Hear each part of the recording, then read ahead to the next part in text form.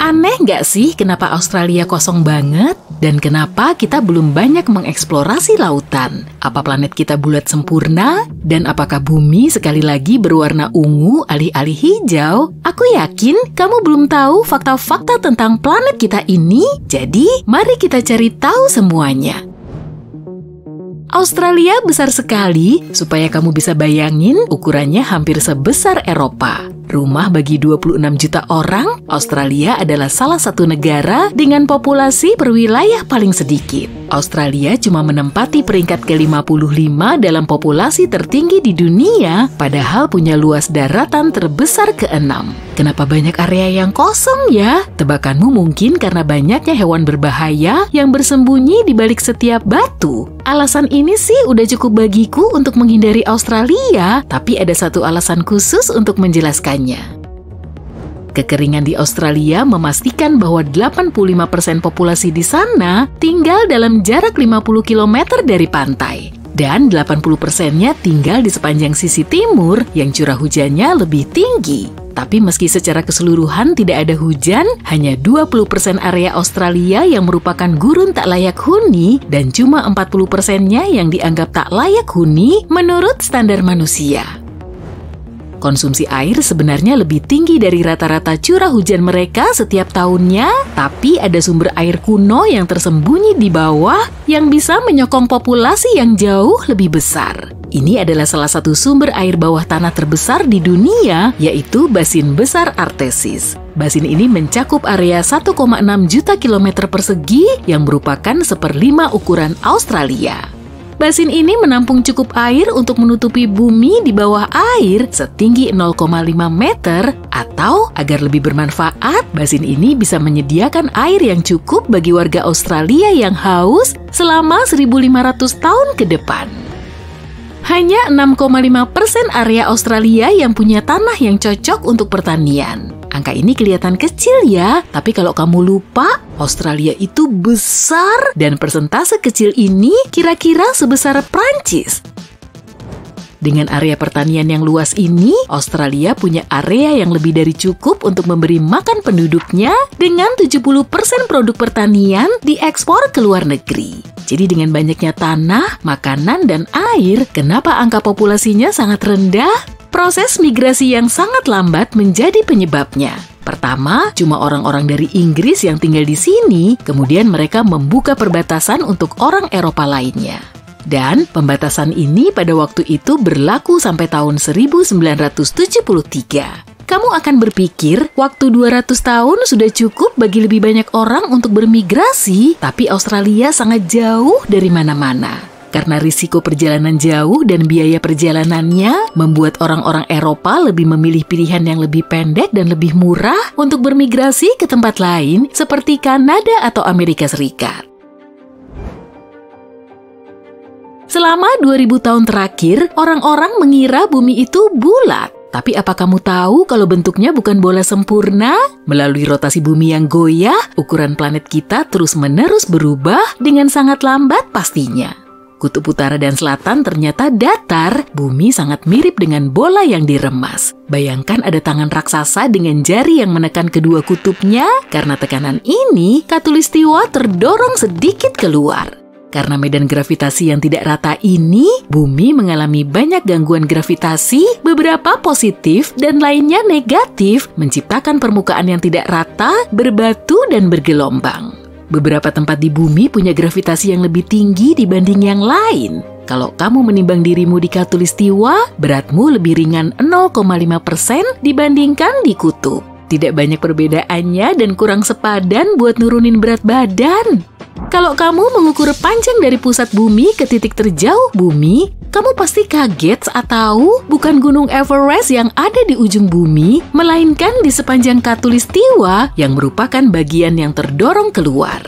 Gunung Ecuador Chimborazo adalah titik tertinggi di bumi karena merupakan yang terjauh dari pusat.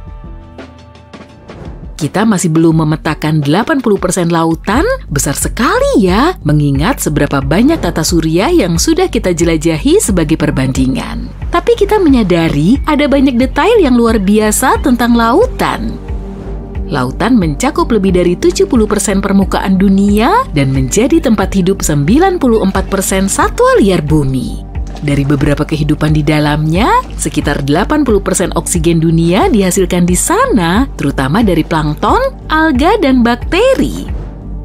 Salah satu tempat yang paling terkenal yang sudah dipetakan adalah Palung Mariana. Ini adalah titik terdalam di bumi yang dalamnya hampir 7 mil, itu dalam sekali loh, sekitar 5 kali tinggi Grand Canyon dan lebih dalam dari tinggi Gunung Everest.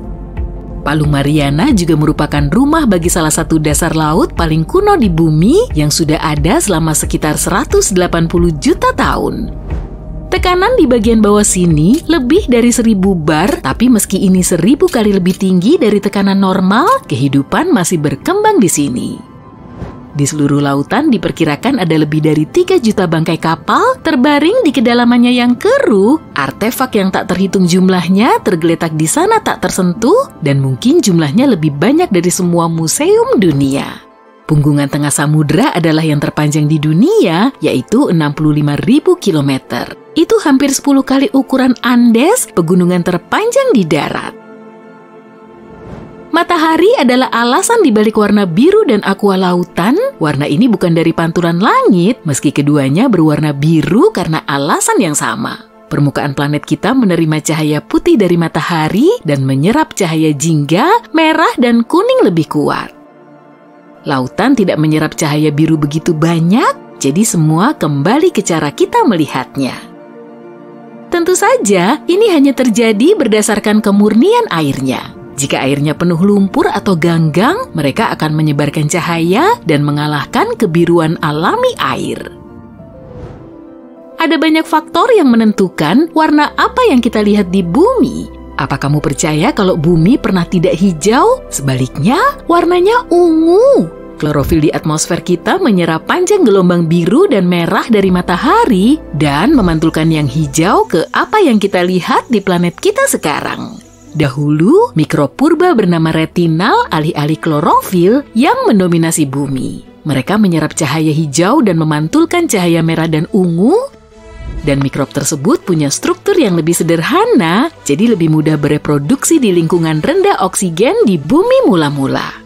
Mereka memberi planet kita warna keunguan dan bukan hijau, tapi klorofil lebih efisien, dan saat bumi berkembang, klorofil akhirnya mengambil alih. Bayangkan miliaran tahun lalu, pengamat dari kejauhan bisa melihat rumah kita sebagai titik ungu kecil. Aku penasaran, apa manusia juga bisa berubah jadi ungu?